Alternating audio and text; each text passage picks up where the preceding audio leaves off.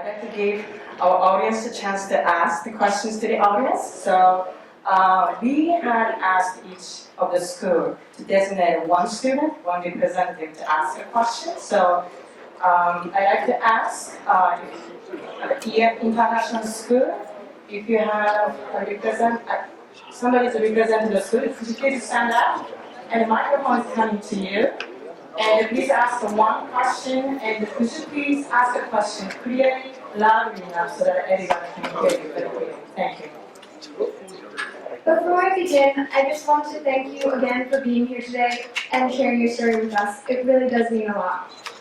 Now, to move on to my question, in preparation for this event, I was researching a bit about the bombings, and I stumbled upon an article from another survivor who documented his struggles. And he described himself as being socially isolated because many people wrongly believed that he was contagious due to the radioactive radiation he was exposed to. Were you ever exposed to any of this treatment yourself, any similar treatment? Yes, because I told it's my experience. I suffered by discrimination by Japanese people. My family also, my sister also. And besides my sister's using the process, because she was a survivor, and she suffered discrimination. And because we didn't have any information about the atomic bombs. So we didn't know about the radiation. All of a sudden, healthy people started dying. There's no reason because it's so healthy. So the people talking about the we survivor carrying some kind of disease, the contamination. So that's the reason. The reason is because there's no information. The Japanese government didn't give us any kind of information about the atomic bomb. After 1955, the American tested in South Pacific. Since then, started talking about the radiation. Until that day, we didn't know any information. That's the reason the survivors suffered by discrimination.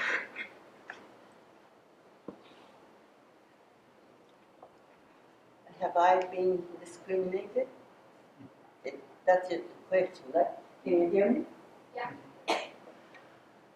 No, I wasn't, but let me explain. Nobody knew what happened. We knew it was a new type of bomb, that's it. And some surviving doctors looked at the patient, and they had high fever and diarrhea and so on. They thought, well, maybe this is a scarlet fever. They didn't know anything about how the radiation worked. And a lot of pregnant women produce deformed babies. That's visible. That's, that kind of rumor spread. And well, if you're exposed by the radiation, you will produce a deformed baby. So don't date with those girls. Don't see them. Don't get married. So parents of the young, eligible age people, they were very careful to select the background, whether you were in Hiroshima at that time or not, because they don't want to see disabled the grandchildren in their houses and so on. And many people who are exposed in the radiation, physically very fragile, frail, and we called it bravravio at that time. Always bravra, not happy, not energetic, but always exhausted. And those people cannot be employed, even if jobs are there.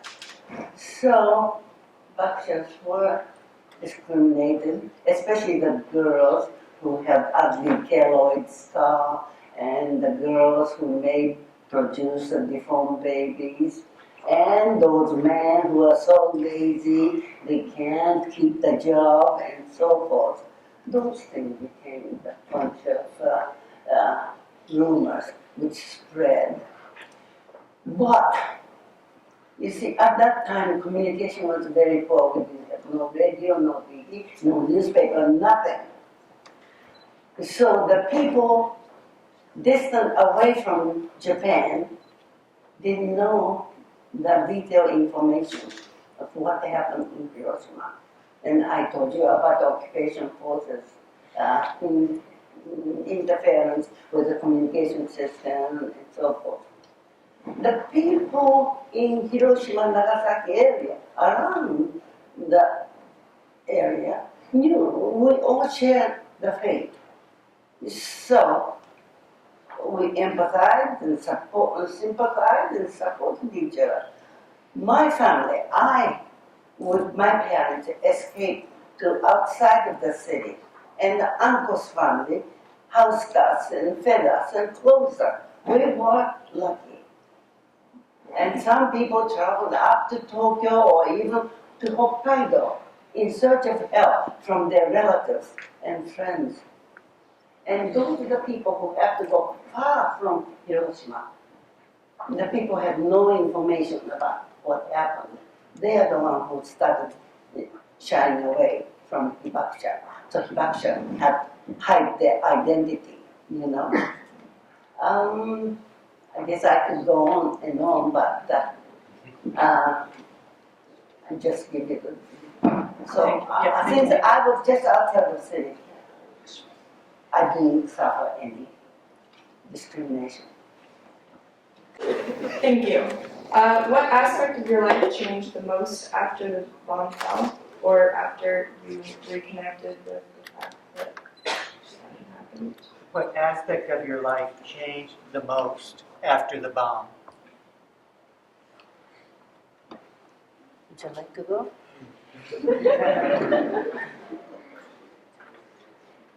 Well, it's, I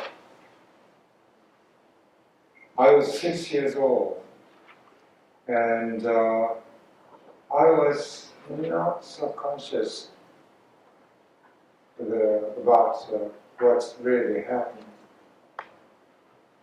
Our life is run like a normal way.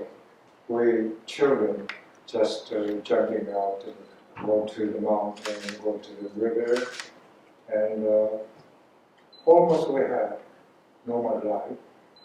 But all of a sudden, the attack will go to the shelter. And but after the explosion, and we started. I told that there's a hunger, we were starving, and when I started my first primary education, there was no militarized education. It's a very normal education. And we started to talk about the peace. But we didn't understand exactly what means peace. It's difficult to us, our age, to understand what is the peace. But when I grew up, started working at the hospital, I understood the very important thing is to have peace. It's no war. And then I started thinking, because our life, the most important part to keep your life, everyday life, in peace. Have friendship, no fight, and very comfortable harmony life in your family, in your community, in your school. So I try my life always to keep inside my life, and inside is to keep in quiet life and peace.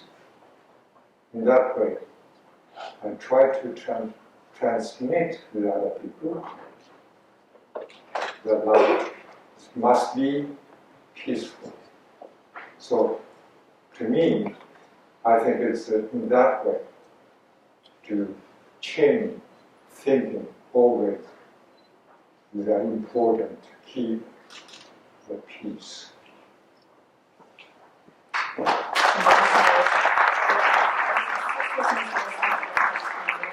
also have a few minutes left, so we're gonna just make sure that all the students who prepare questions have a chance to ask a question. So, Setsuko-san. Just a few minutes. Okay. Of course, everything changed. Yeah.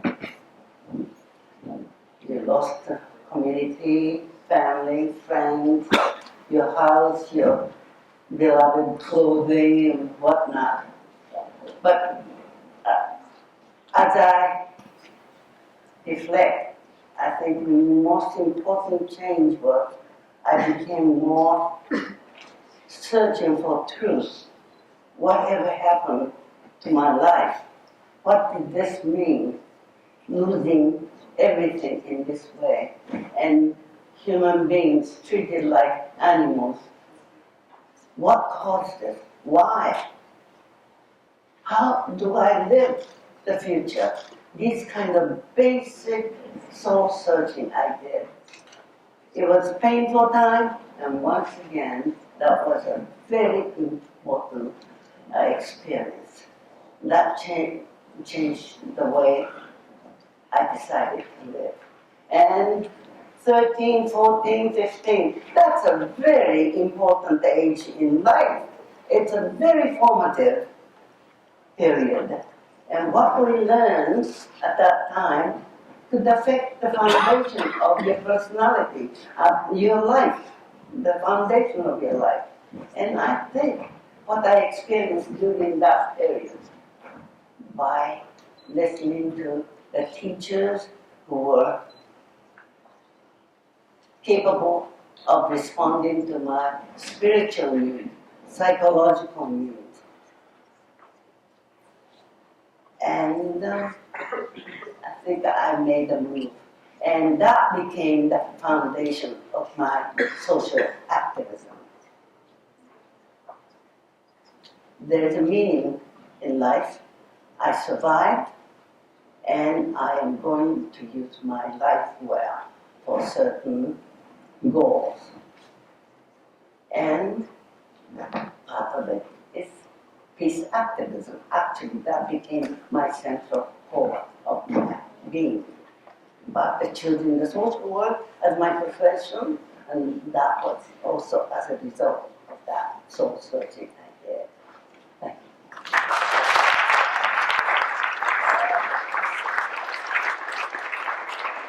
So we're going to ask one student that represents Community Center for Art and Technologies to stand up for you.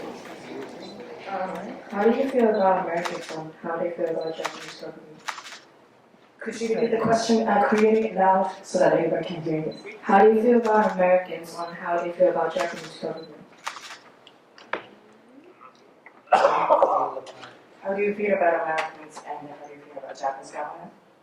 How do you feel about Americans and how do you feel about Japanese government? Did you get the question? How How do you feel about Americans and how do you feel about the Japanese? About what?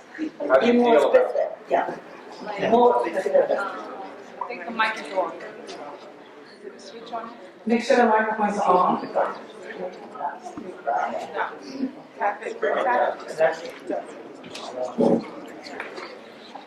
So, when you meet Americans and they would think about a Japanese government, how do you feel toward them?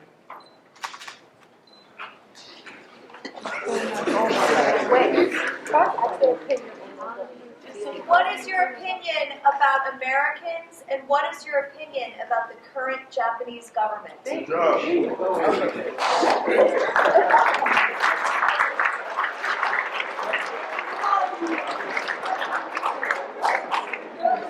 That's a pretty broad question.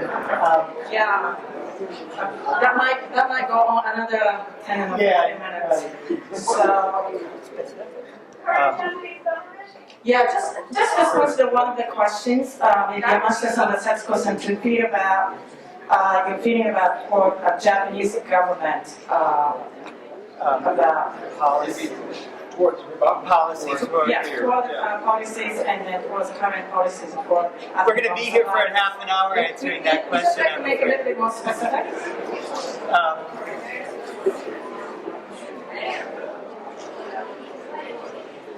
Well, Japan has a so-called peace constitution, and in that constitution, it states that Japan should not have arms and should not engage in war.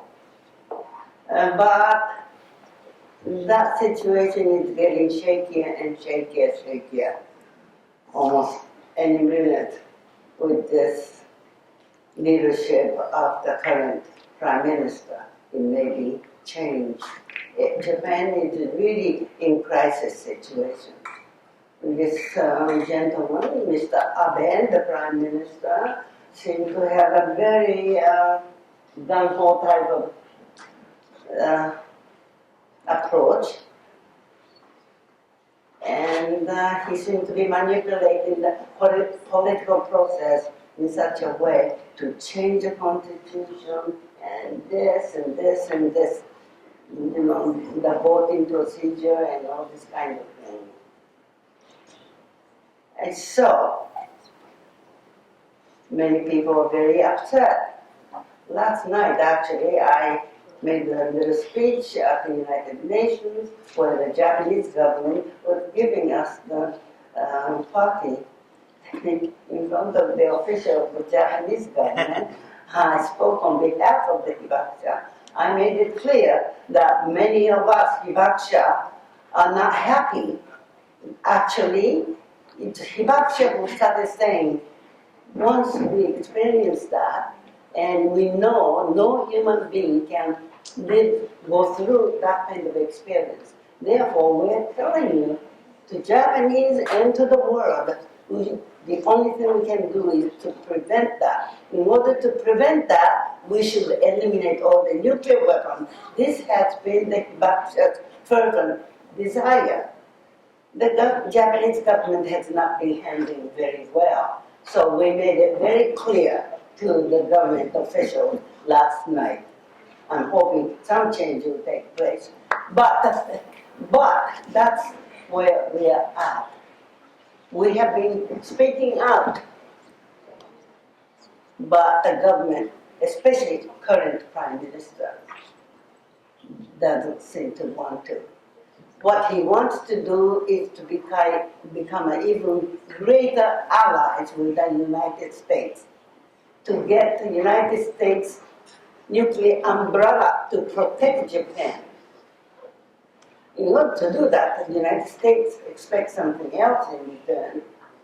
So, about the other negotiations, Japan has to be always bowing to White House. I don't think there's democracy in Japan now, in that kind of relationship. There's no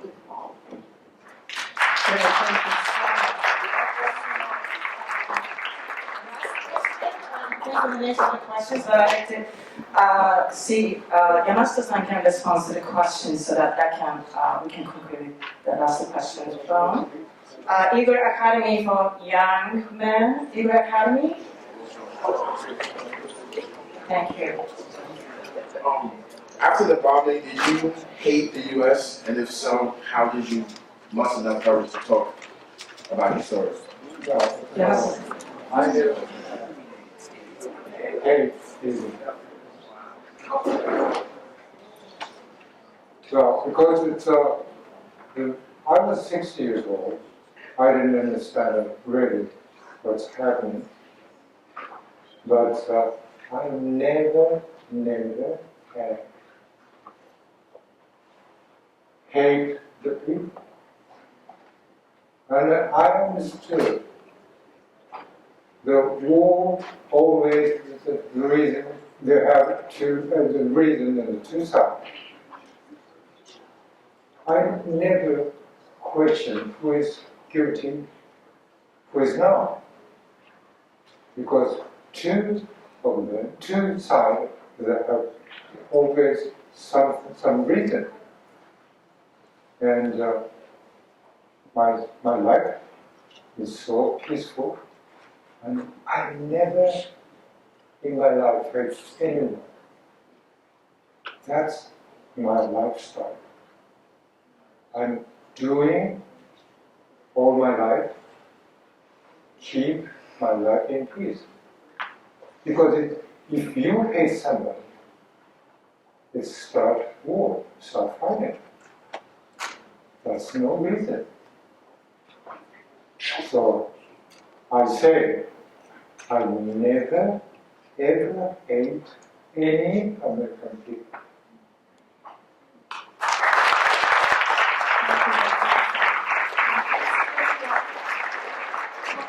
Today's event, and we'd like to thank all the speakers today.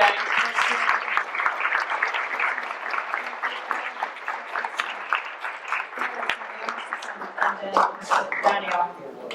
She wants to. Okay. Setsuko would like to add a couple words. To our gentleman's opinion, well, I get asked that kind of question often when I go to school. Do you still hate Americans? So I said, well, really I have no reason to hate Americans for the bombing of my city, because they were not part of that attack. You people were in the dark, just like the rest of the world was.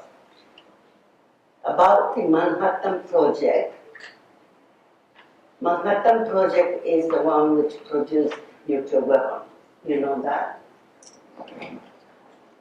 Well, that was handled by very handful of people, president and a few people around them. The rest of the world never knew such things were going on.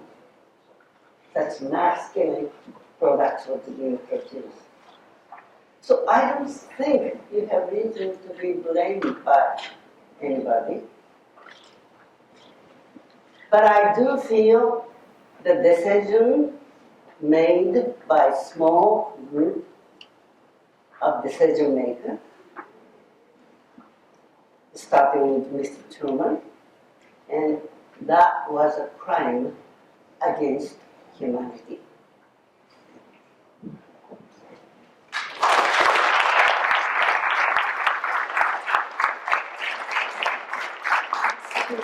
Thank you so much. So, as survivors shared with you today and asked you today, especially Yamashita-san also mentioned that when we have a chance today and the coming weeks, please share what you heard today with your classmates and your friends and the people in your community. That's very important to share what you heard with the many people that are surrounding you. Thank you so much for participating.